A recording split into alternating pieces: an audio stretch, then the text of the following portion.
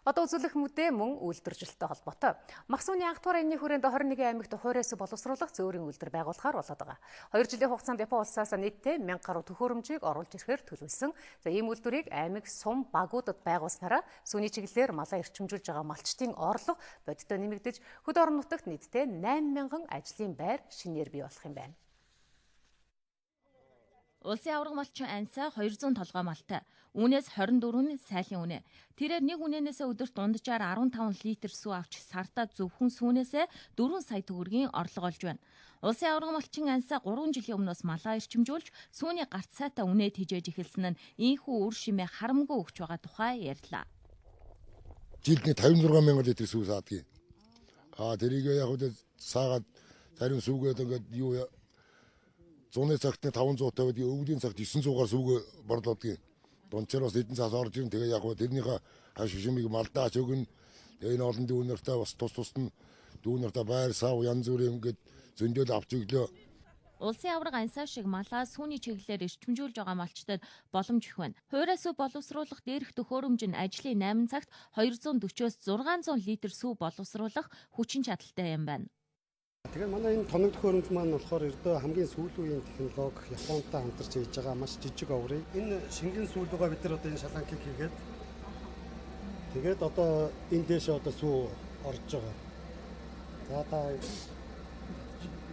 одоо ингээд татаад одоо ингээд сүү маань дэше гарч байна. 85-аас 87% чиглэг байж байгаа. Тэрийг хуурайшуулад 13-аас 14% хуурай сүү буюу пүтэр гарч байгаа. Ийм үйлдвэр ажиллаж эхэлснээр малчид сум багтаа сүүгээ нийлүүлж орлоготой болно гэсэн үг. Хуурай сүүний энэ төхөөрөмжийг заавал том байшин суйрлуулах шаардлагагүй учраас зардалч бага гарах юм байна. Монгол гэр дотор ч гэсэн суйрлуулад хийчихэр хэмжээний Монгол улсын ерөнхий сайдыг Япон улстай ажиллахад би яг тэр тоног төхөөрөмжийг очиж нүдэрээ цуг явж үзчихсэн. Малчдад бол яг хувьд нь бол юу байхгүй гэж үзэж байгаа. Засгийн газраас бодлогыг хэрэгжүүлээд одоо жишээ нь энд нэг 10 айл байлаа гэхэд дунд нь нэг юм ч юм уу сумын төв дээр нь нэг тэр тоног төхөөрөмжийг авчираад тэндээ малчид өөрсдөө зөвхөн авчираад сүүгээ өгөөд мөнгө авч идэг. Ийм л систем байна. Манай улс 60 сая гаруй малтайч өнөөдөр хуурай сүүнийхээ 30-аас 40%-ийг импортоор авч жилдээ 40 тэрбум төгрөгийг гадагшаа урсгаж байна. Хуурай сүүг бол одоо импорт орлох бүрэн боломжтой. Энийг бас орлоо. Гадагшаа одоо валют гаргах биш. Дотроо одоо валютыг бий болгох.